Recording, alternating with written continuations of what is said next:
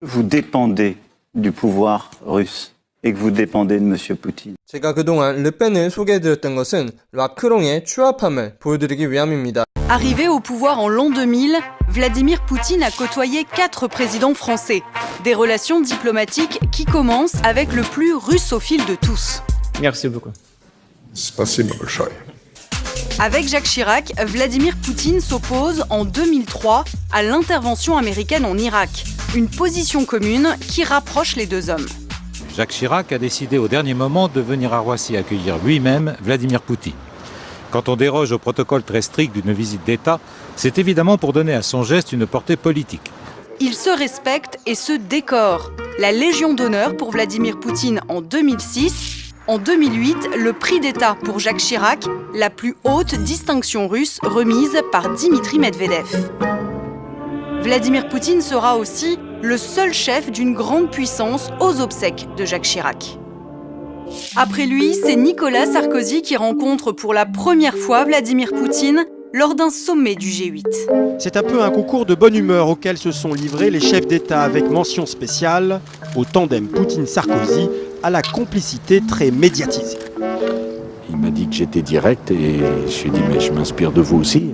Sauf qu'en coulisses, Vladimir Poutine aurait fait comprendre à Nicolas Sarkozy qu'il ne voulait pas parler des sujets qui fâchent comme la Tchétchénie ou l'assassinat de la journaliste Anna Politkovskaya.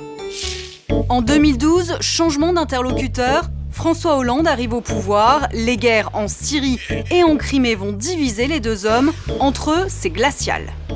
Comme on dit en diplomatie, les relations sont franches. Quant à la chaleur, les relations entre la France et la Russie sont chaleureuses aujourd'hui. Approchez, vous allez sentir la chaleur. Pour la chaleur, vous jugerez vous-même, prendrez la température régulièrement de nos relations. En 2017, c'est l'élection d'Emmanuel Macron et le réchauffement des relations. Vladimir Poutine est reçu au château de Versailles. En 2019, au fort de Brégançon, il est un hôte récurrent du président français et un interlocuteur régulier.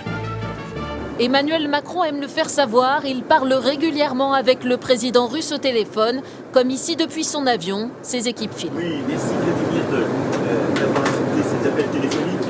Une relation compliquée, il se défie en permanence. Il y a quelques jours, Emmanuel Macron s'exclamait « Nous ne devrions jamais nous montrer faibles face au président Poutine. Quand vous êtes faible, il s'en sert. » Oui, merci Vladimir d'avoir accepté cet appel téléphonique. Vous dépendez du pouvoir russe et que vous dépendez de M. Poutine. Je n'ai pensé qu'à l'intérêt de la France et des Français. J'ai donc rencontré Vladimir Poutine en 2017. Ça a été d'ailleurs le seul rendez-vous que j'ai pu avoir avec lui, de la même manière que l'ensemble des présidents de la République française ont cherché au fur et à mesure des mandats. Ça a été le cas pour Nicolas Sarkozy, ça a aussi été le cas pour Emmanuel Macron, au début de son mandat, à tenter de ne pas rompre les relations avec la Russie pour une raison très simple. C'est qu'il faut comprendre que si la Russie n'a pas de lien avec l'Europe, alors la Russie se tourne vers la Chine. Or ça, c'est un danger majeur pour l'avenir. Merci Vladimir